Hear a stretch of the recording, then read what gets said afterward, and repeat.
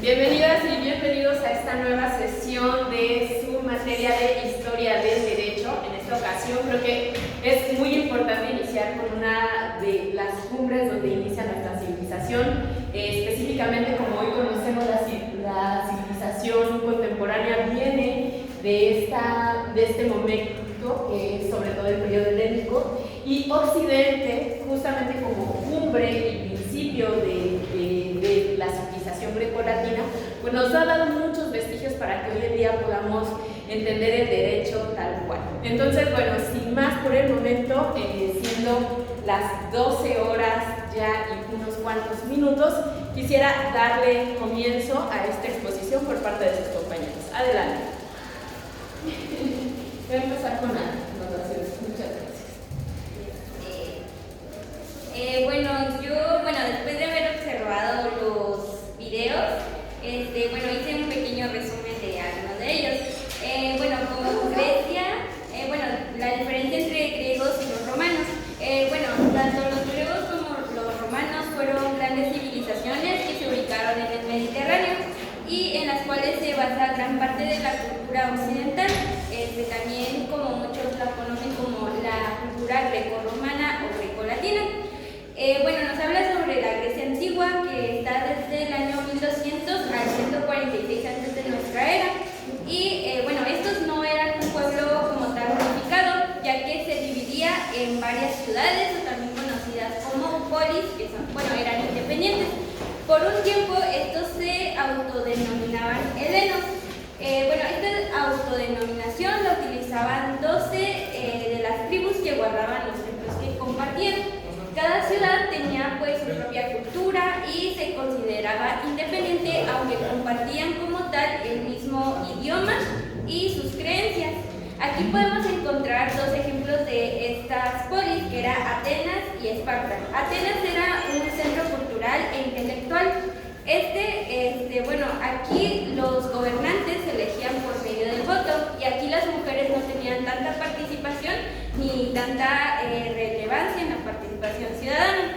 Y Esparta, la cual se educaba para la guerra. Aquí había dos reyes. Un rey era el que se dedicaba a la administración y el otro a la defensa. Aquí también había un consejo de ancianos y otro de magistrados, pero a diferencia o lo contrario a Atenas, es que aquí las mujeres sí tenían más libertades y manejaban también propiedades. Estas ciudades en veces tenían peleas por pequeñas discusiones, pero al final siempre se unían para las luchas contra enemigos comunes, por ejemplo contra los persas. Fue en el año 750 antes de nuestra era común cuando los griegos comenzaron su periodo de expansión.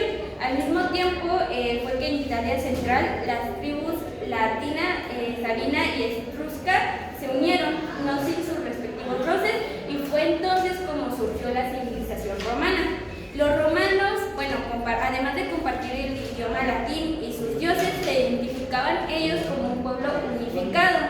Entonces, los romanos estuvieron presentes del año 753 antes de la era común hasta el 476 después de en la era común. En sus comienzos eran un periodo pequeño con una monarquía electiva. Conforme fueron creciendo fue que surgieron los descontentos y entonces derrocaron al rey. Luego fue que se instauró una república con un senado y un ejército. En este tiempo fue que, con ayuda del ejército fue cuando empezaron a conquistar nuevos territorios. Entonces, todo esto trajo consigo una consecuencia, que fue la imposición del latín. Fue donde el latín fue expandiéndose por varios territorios. Y fue que en el año 146 antes de la era común fue que, Roma llega a conquistar a Grecia. Entonces esto dio como fin a la civilización griega e inicia la etapa de la Grecia romana. En el periodo helenístico, este fue un periodo histórico y cultural que abarcó desde la muerte de Alejandro Magno en el año 323 a.C. hasta el suicidio de Cleopatra en el año 31 a.C. La cultura griega se difundió por todos los territorios conquistados por Alejandro Magno.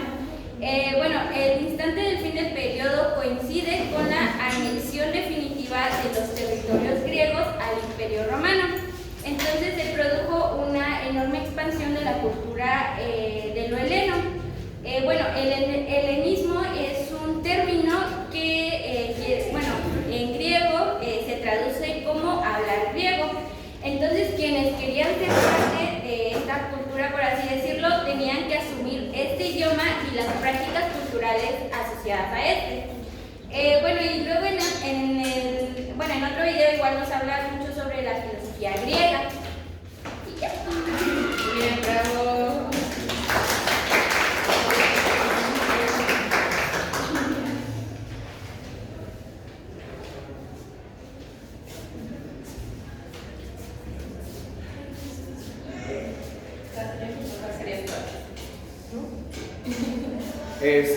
Bueno, nada más para complementar con lo que dijo mi compañera, me gustaría compartir de lo de Antigua Grecia. Y es que en 1200 a.C.,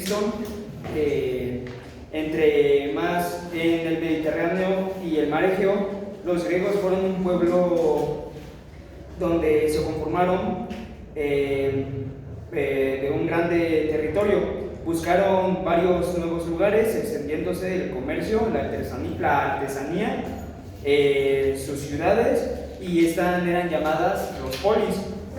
Cada una de estas tenía su propio gobierno. Esparta y Atenas eran pues muy conocidos, yo creo que todos los conocen. Esta se dividió en dos grupos, los ciudadanos y los no ciudadanos.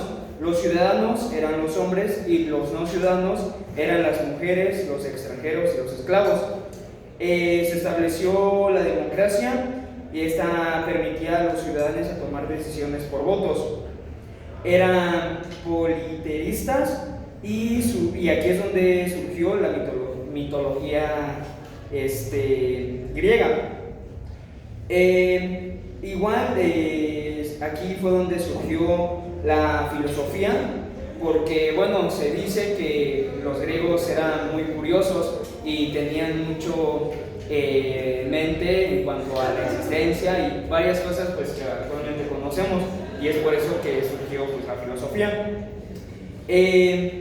También aquí como punto, no sé si sea relevante o no, es que me llamó la atención porque fue donde se dio el origen de los Juegos Olímpicos y es donde aquí salían los mejores atletas, y pues esa sería una pequeña...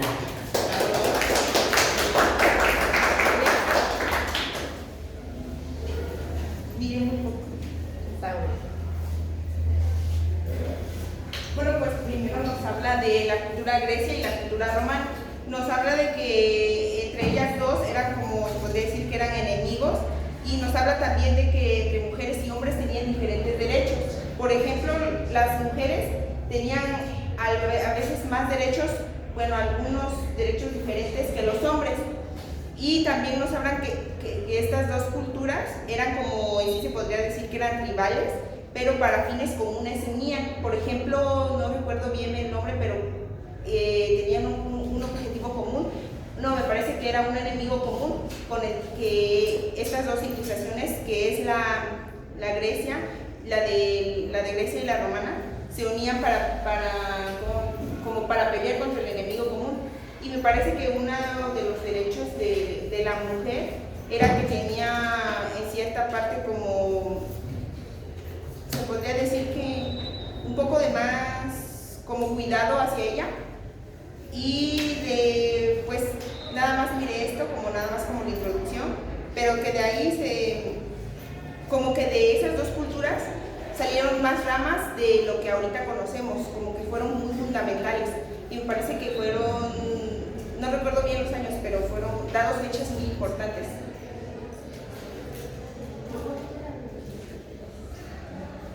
Y solo miré eso, la verdad no miré mucho.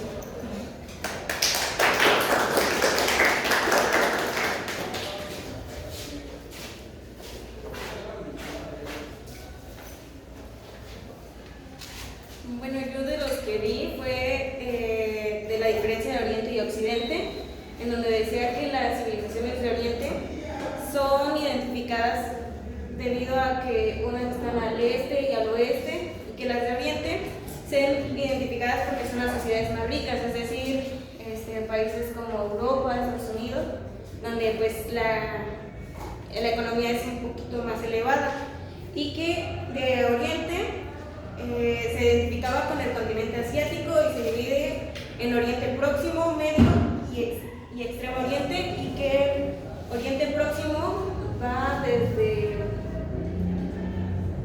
Japón, y Oriente Medio es la mitad de Asia, y el Oriente Extremo es donde está, me parece que ya más pegado hacia Europa. Y también habla sobre lo de la historia del Japón feudal, que inicia con la era prehispánica de Japón, donde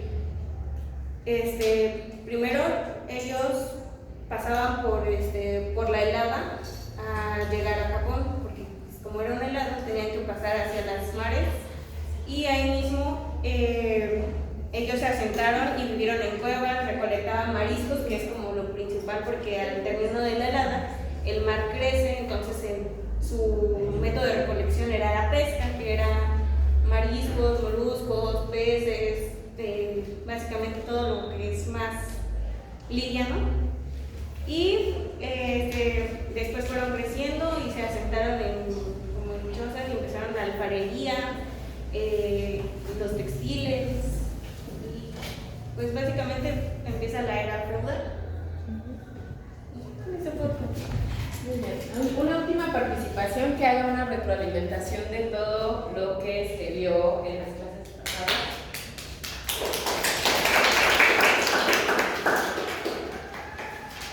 ¿Usted, por favor?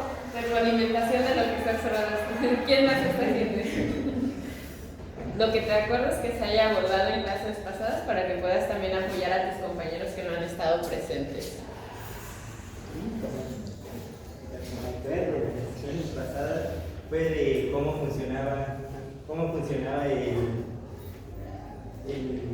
el gobierno griego, que era por un congreso que habían despojado al antiguo rey, porque antes era un reino, pero como era un tirano lo sacaron del poder y se volvió una república. No ese es el romano.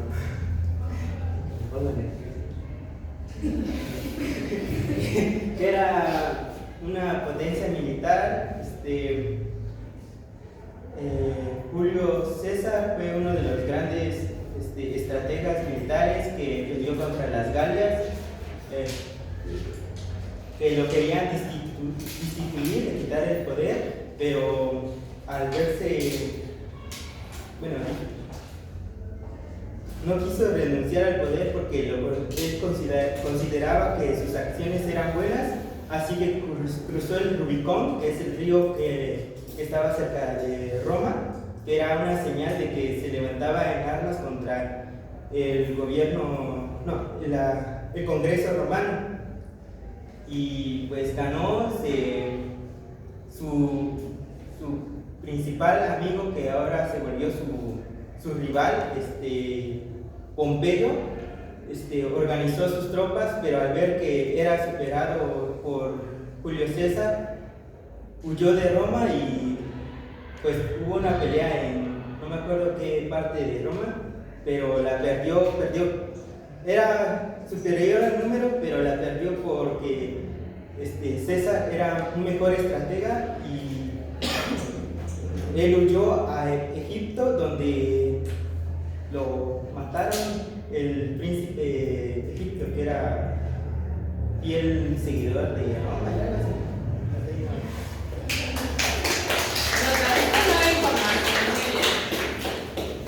Muchísimas gracias a todos los compañeros que tuvieron la oportunidad de pasar. Y bueno, vamos a ir recapitulando también algunas menciones que se hicieron en la clase de los días pasados y que también pueden acceder a estos materiales que se encuentran tanto en WhatsApp como en propiamente su plataforma. Lo primero que hemos observado es el código de Hammurabi. ¿Dónde se encontraba? Distrito de rocas, porque se decía que era inalienable, es decir, que eso tenía que permanecer ahí, todo tenía que seguir siguiendo en todas las otras civilizaciones. Muy bien, entonces Recordamos que tenemos muchas gracias. Recordamos que tenemos una expansión como de lo que, bueno, voy a hacer un mapa bastante chungo de qué es lo que se conocía en el mundo. Hoy en día, pues tenemos este gran continente donde vivimos nosotros, que es América, y no estaba dentro del universo conocido. Y lo que era propiamente Europa, ¿no? Bueno, por aquí, algo así. Y justamente estas islas de Japón, digamos, si hiciéramos una transcripción muy grandota de lo que era Europa, sabemos que Italia, esto me parece una bonita, bueno, perdónenme que mis gráficos no sirvan mucho, pero tendríamos el mundo dividido como en una orientación cardinal. ¿Quién de ustedes sabe qué es esto de la orientación cardinal? La rosa de los vientos. Ajá, la rosa de los vientos, que de alguna manera nos divide el norte, el sur, el este y el oeste. Ahora, cuando tenemos esta división, justamente hemos ubicado que toda esta parte, es decir, todo lo que está en Asia, pertenece justamente a Oriente, ¿no? Todo lo que es Asia. Y es muy curioso porque va a existir un mandato que nosotros lo conocemos dentro del patriarcado. El origen del patriarcado viene de algo que nosotros le llamamos la Te Orbis. La Te Orbis fue una justificación que tenía su origen en la Biblia.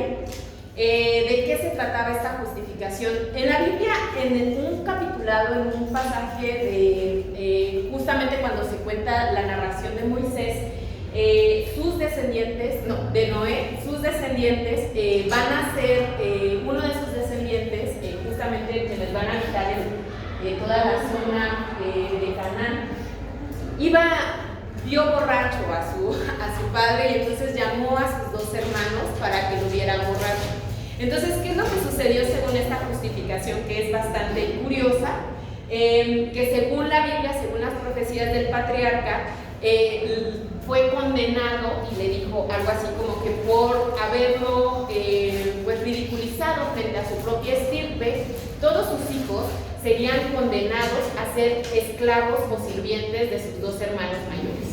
Entonces, según esta justificación, que es la Te de Orbis, y que bueno, por ahí quiero que después googleen como las representaciones del imaginario, según esta representación, todo el mundo conocido, recuerden, no sabían nada de nuestra existencia o se imaginaban que éramos la India, es decir, que había llegado a dar una vueltotota por acá, porque no existíamos para todo este imaginario. Ellos pensaban que justamente ya cuando llegamos a la concepción de que la Tierra era redonda, que al hacer esta expedición marítima llegaríamos como al otro lado. Bueno, ¿qué pasa con la Te de Orbis? Que según esto es una representación, imagínense, como de una T de Jesucristo, y hay unas representaciones muy bonitas que luego les haré llegar, donde hay una T cristiana. Y toda la razón teológica de por qué existía esclavitud con todo el continente africano era porque se supone que fueron los pobladores descendientes de las tierras justamente del patriarca. Y como ellos eran esclavos, se supone que podían expandir el dominio y ser esclavizados. En realidad esta justificación es muy posterior a esta época del Código de Hammurabi. Es decir, esta justificación se encuentra contenida dentro del Pentateuco. Ya he mencionado muchas veces acá que es el Pentateuco. ¿A qué nos referimos con Pentateuco? Tan, tan, tan, tan. Anotamos. Pentateuco.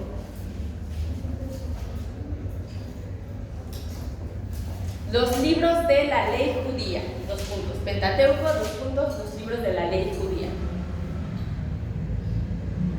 La ley la colocamos entre comillas. Contienen Génesis, Éxodo, Levítico. ¿Quién sí va a la iglesia que vería que cuáles otros dos libros siguen? Bueno, el Antiguo Testamento es justamente el Éxodo, pero son los 5 primeros libros en ese orden. Génesis, Levítico, Números y, bueno, y la historia de Reyes, ¿no? Y de Deuteronomio. Entonces, ¿lo anotamos? Muy bien.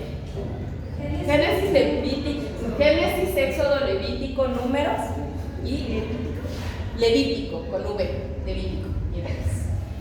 Y en Reyes justamente es donde nos cuentan muchas de las historias como pues que hoy conocemos.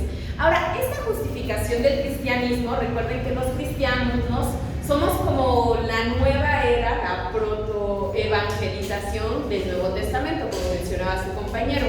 Entonces, en el Antiguo Testamento también se van recopilando otras historias, pero antes incluso de la ley hebrea, que recuerdan que los hebreos eran mercenarios. ¿Qué es un mercenario? Pues personas que justamente, como lo mencionaban, se alquilaban para batallas, ¿no? Porque ellos no tenían una tierra. Va a ser con mi amadísimo rey Salomón, mi crush bíblico, que se establece ya propiamente un templo.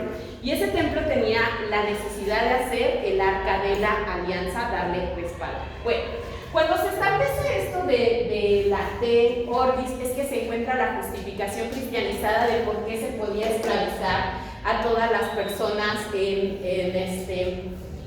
el mundo africano, y eso no lo sabemos, y tampoco sabemos por qué cuando llegaron acá, en teoría, no digamos que haya sido real, pero en teoría tampoco las personas blancas podían esclavizarnos como personas que éramos indígenas. ¿Por qué? Porque se pensaba que éramos indios, es decir, propiamente del continente asiático. En la realidad es que sí sucedió que fueron esclavizadas muchísimas personas.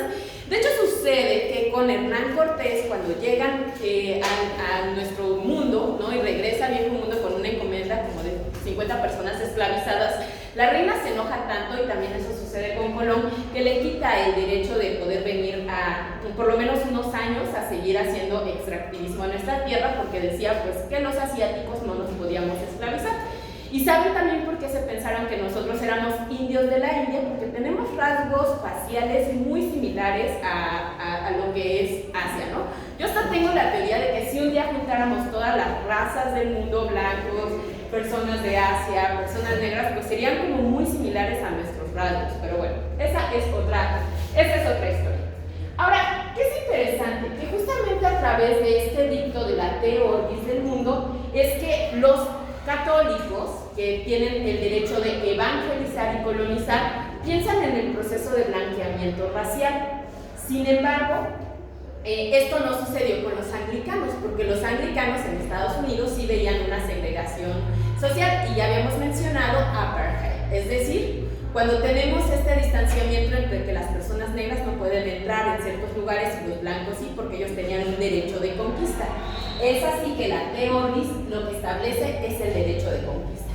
Pero ¿qué es lo que sucede en nuestro mundo contemporáneo? Que justamente gran parte de las reglas, normas, edictos que nosotros manejamos vienen de la civilización occidental en todo su conjunto. Como ya mencionó nuestra compañera Sveidi, el mundo antiguo conocido se dividía en Occidente y Oriente, ¿no? Siendo toda la cultura europea occidental y creyéndose superior. Ahora, cuando se establece el Código de Hammurabi, se establece en Mesopotamia. Como decía también en los videos, estos códigos eran muy rígidos y eran poco actuales. Una de las discusiones que se llevó el día de la clase y en la sesión pasada era que incluso nuestra constitución de hoy en día fue hecha hace 100 años, por lo tanto es anacrónica. ¿Alguien puede apoyarme con la lectura de cuál es la definición de anacrónico o anacronismo para el resto de sus compañeros que no estén enterados, por favor?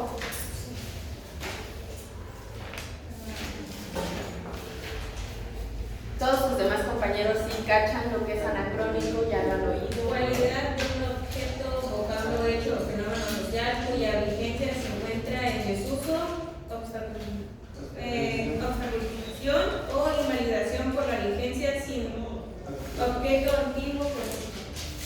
Bueno, entonces decíamos que justamente nuestra Constitución es de 1910, por lo tanto es de hace más de 100 años. ¿Ustedes se imaginan a su abuelito haciendo reglas para la computadora? Sí, muchos de nuestros abuelitos, si bien la tienen, saben usar Facebook, ¿no? Pero seguramente muchos otros ya no tienen cierta actualidad de procesos y fenómenos sociales que estamos viendo.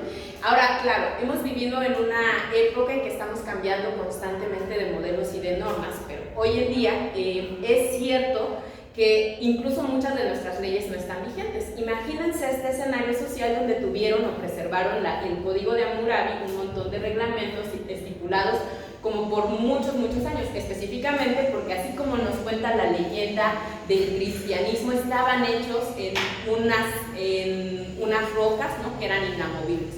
Hoy en día ustedes tienen vestigio de dónde se encuentran pues los 10 mandamientos,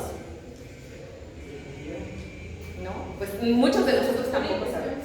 ¿Sí? ¿Dónde se hacen? Algunos dicen que están ocultos en el Vaticano. Bueno, no lo sabemos, pero al final estos 10 mandamientos van a ser el código moral básico, las sentencias más simplificadas de toda la ley propiamente judía.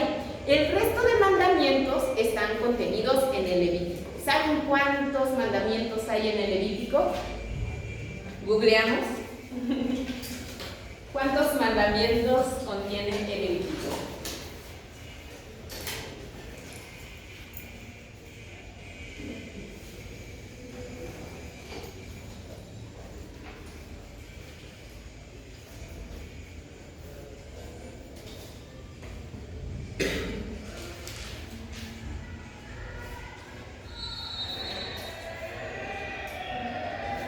Preceptos, mandamientos, códigos morales, normas.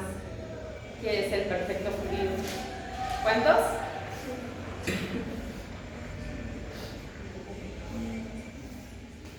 ¿Cuántos preceptos constituyen la ley hebrea? ¿Encontraron? ¿No encontraron?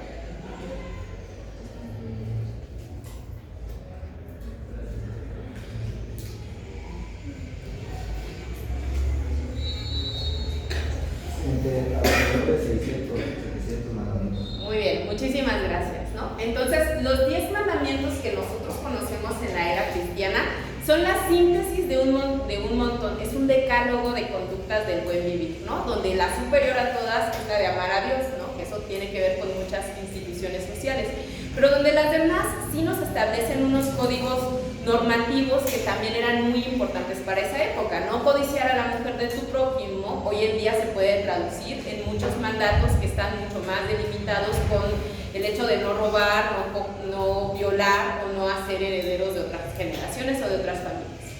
Sin embargo, el código de Hammurabi es de donde también sacamos, según los videos, la ley del talión. ¿Qué nos recuerda esta ley, por favor, todos? Que así de grande fue el castigo, fue lo que hiciste, así de grande va a ser el castigo.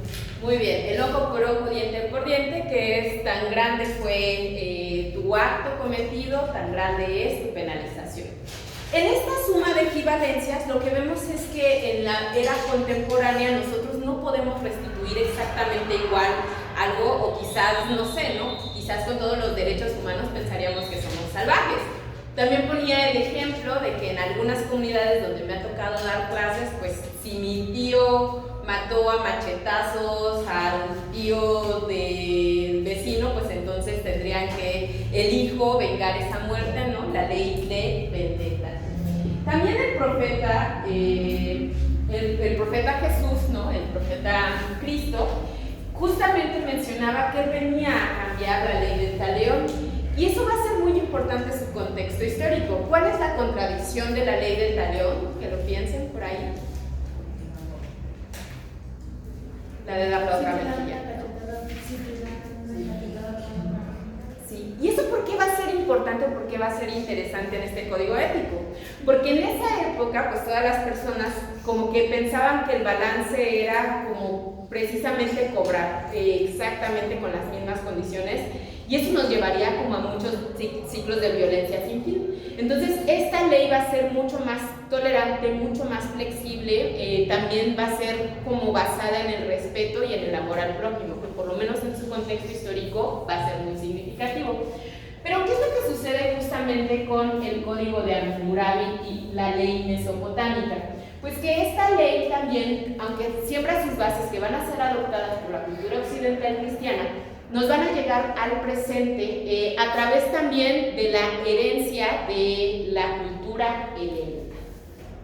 Como mencionaba su compañera, el periodo helénico es un periodo bastante grande, y por lo que mencioné en las primeras sesiones, y yo espero que ya sepan la importancia de este señor, El periodo helénico tiene que ver con la expansión de Alejandro Magno. Alejandro Magno es de este lugar, Roma, que estaba hecho, según la leyenda, como mencionamos en clases pasadas, bajo la historia de Rómulo y Remo. No sabemos si en realidad una loba amamantó a dos huérfanos y él se erigió como el conquistador, no lo sabemos, no lo podemos saber. Pero esa leyenda va a ser importante porque así como la leyenda de los mandamientos o los mitos que están contenidos en la Biblia y que no son familiares, la leyenda de Rómulo y Remo nos dan origen al mito heroico.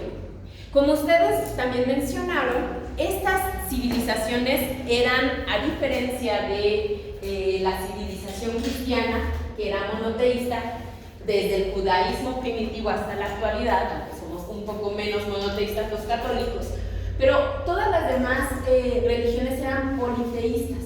¿Qué es lo que significa que sean politeístas? Es decir, que piensan o creen en muchos dioses. Entonces, con el periodo greco-latino, o precisamente el periodo helénico, se habla de una asimilación entre pueblos. Lo más bonito de la cultura de Alejandro Magno, de la expansión de Alejandro Magno, que por cierto fue discípulo de Aristóteles, lo más interesante, lo más bonito es que va a ser un proceso de asimilación cultural. Nosotros en la cultura tenemos muchas maneras de referirnos a los procesos interculturales. Oaxaca es multicultural, es decir, nuestra etnia triqui es profundamente diferente de, pues no sé, ¿no? La costa o Juchitán. ¿Por qué son tan diferentes? Porque conviven aquí muchas culturas y de alguna manera entran en relación. Pero cuando nosotros hablamos de la asimilación cultural, quiere decir que podemos adoptar nuevas formas que de alguna manera negocian. Y de hecho los romanos, a diferencia de la cultura cristiana o de incluso pues Egipto, los romanos aceptaban los dioses de otras culturas, ¿no? Y ahí tenemos una traspolación de dioses. Algunos de ellos, pues no sé, tenemos a Venus. ¿Quién recuerdan que era Venus? ¿Qué dios era Venus? Afrodita, muy bien. Tenemos a Urano. ¿Quién era Urano? Zeus. ¿Quién era Neptuno? Creo que era Si no, lo van a googlear igual, ¿eh? Pero vamos a poner más adelante como una tabla de comparación, ¿no? Pero tenemos que además los romanos adoptan los mismos dioses que estaban presentes para los griegos, adoptan muchísima de su filosofía y la transforman en una nueva cosmovisión. Y eso propiamente es lo que da origen a nuestra civilización. El hecho de que hoy en día hablemos español se debe, o que nos estemos comunicando en español, independientemente de que algunos de ustedes sí que hablan otras lenguas originales, pero el hecho de que hoy en día nos comuniquemos en español se debe un poco al proceso del periodo helénico, que da origen a las lenguas romances. ¿Cuáles son las lenguas romances? Las que vienen pues de Roma y que tienen de origen común el latín vulgar. Y incluso si hoy en día podemos decir la palabra tlayudo o tlayuda, ¿a qué se refiere cuando usamos el sustantivo como un adjetivo calificativo? Cuando decimos, tú estás bien tlayuda, mi abuelita está bien tlayuda, ese señor está bien tlayudo, ¿a qué nos referimos? ¿Nunca lo han escuchado así? Ajá, alguien fuerte, grueso, ¿qué más? La tlayuda es una tortilla, ¿no? Una tortilla que lleva una elaboración con queso, así, muy de Oaxaca. El platillo, además, la gastronomía. Pero aquí en Oaxaca se utiliza la palabra tlayudo como un adjetivo calificativo. Y eso es cuando tú quieres describir justamente una persona que tiene características o cualidades de la tlayuda, ¿no? Como ese abuelito está bien tlayudo, es porque todavía está bien fuertecito. ¿Por qué tiene que ver esto? Porque precisamente nosotros estamos utilizando las reglas de las lenguas romances para adaptar algo que es propio de nuestra región. O sea, la lengua romance es la que nos permite entender este cambio de sustantivos, adjetivos, verbos, verboides, y lo estamos contextualizando a nuestro escenario. Y así como esa palabra, en realidad se compone todo el español. De esa manera, cuando se adaptó las lenguas romances, dieron origen al francés, al italiano, al portugués y al español, porque cuando emigran las personas que son parte del mundo occidentalizado por Alejandro Magno, van a tener variaciones lingüísticas y eso va a dar origen también a una serie de reglas, estructuras y gramáticas. Aunque la verdad esos franceses yo no sé de dónde se sacaron sus reglas porque no se pronuncia absolutamente nada de lo que están escribiendo.